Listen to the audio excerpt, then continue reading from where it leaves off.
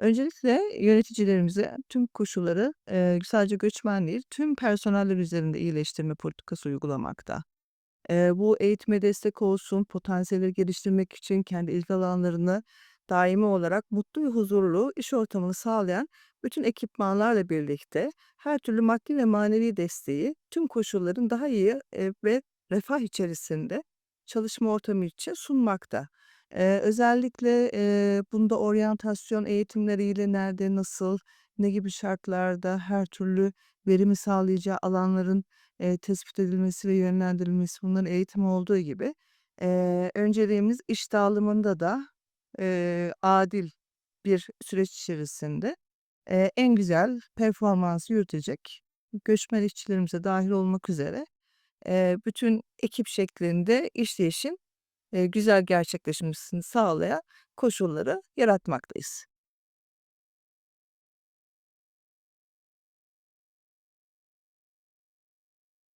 Öncelikle bizlerde kesinlikle ayrımcılık noktasında herhangi bir, sıkıntıya uğratacak bir durum olmaz. Fakat olası bir durumda yöneticinin en başta, karşı olduğu bir durum olduğu için, yapan kişiye karşı kesinlikle sert bir uyarı mutlaka verilecektir. Önemli olan koşul göçmen işçilerimizin de, buralarda, kendilerini göstereceği alanlar ortaya çıkartmak ve bu alanlarda kendilerini istedikleri gibi geliştirerek bizlere de işverene de performansını sergileyeceği yer oluşturmak. Bu sebeple kesinlikle bir ayrımcılık söz konusu olduğunda, bizler de direkt birebir yöneticilerle görüşerek, bunlarla ilgili sıkıntıları giderilmesi noktasında yöneticilerin bizlere vermiş olduğu talimatlarla tüm ayrımcılığı önleyecek, göçmenlerimizi de rahata kavuşturacak önlemler alırız ve takip ederiz.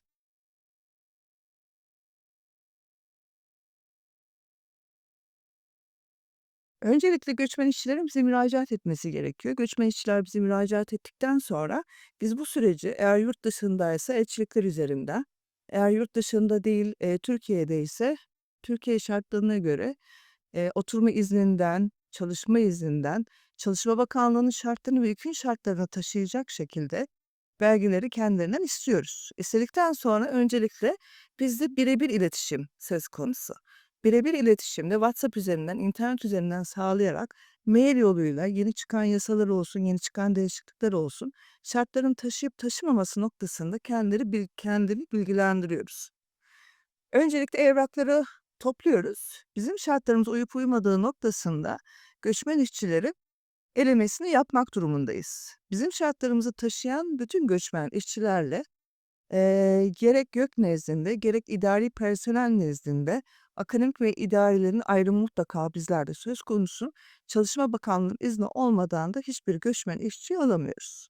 En baştaki süreç hiç burada Türkiye'ye gelmemiş, oturma izni olmayanların elçilikler üzerinden irtibata geçerek kendilerini mutlaka yönlendiriyoruz.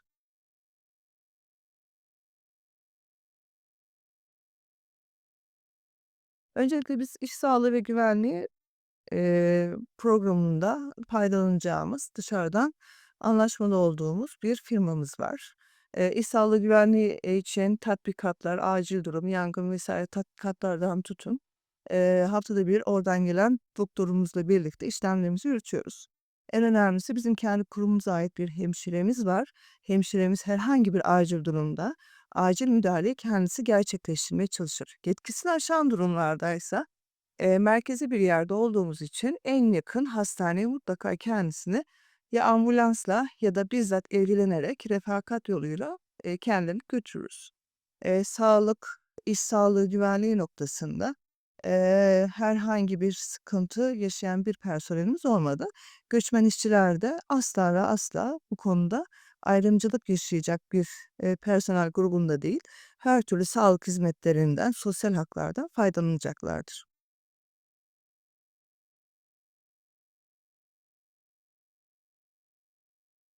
Bizlerde öncelikle yönetim noktasında, bütün personeller çok büyük sıkıntıları olduğu süre içerisinde bizzat yöneticiyle irtibat hâlinde olabilirler.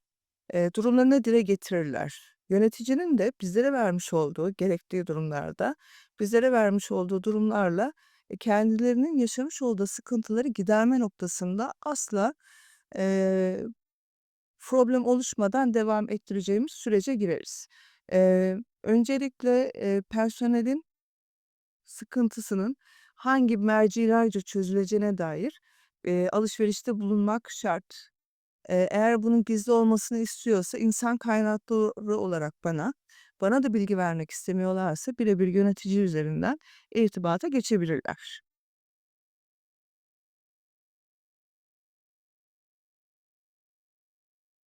Şirketimiz öncelikle her türlü kültürlerin tanıtılması noktasında kendilerine başvurulduğu takdirde ortak alanları belirleyerek maddi ve manevi desteği de sağlayarak kendilerini tanıtacakları ortamlar sağlarlar.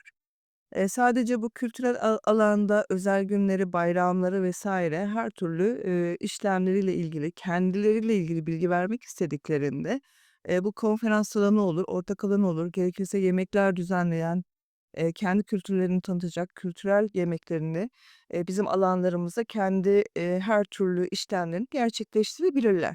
Sadece bununla kalmayıp bazı yönetimsel noktalarda bizim kültürümüzde, bizim, yöremizde, bu tarz işlemler şu şekilde olması gerekir tarzında toplantılarda sunduklarında bunlar da mutlaka değerlendirilir. Uyumlu çalışma ortamı için hem onların kültürlerinin tanıtıldığı gibi kendi kültürümüzü de kendilerine tanıtarak entegrasyonu sağlayıp, mutlu ve huzurlu bir, ortamı kendilerine, bütün göçmenlerimize sağlayarak öncelikle ailemize hoş geldin deriz. Sonra en baştan süreçte birlikte takip ederek, önemli olan çalışma, deneyim ve bizlere kattıkları, sağladıkları faydalarla karşılıklı mutluluk içerisinde tüm çalışma hayatımızı geçiririz. Teşekkür ederim.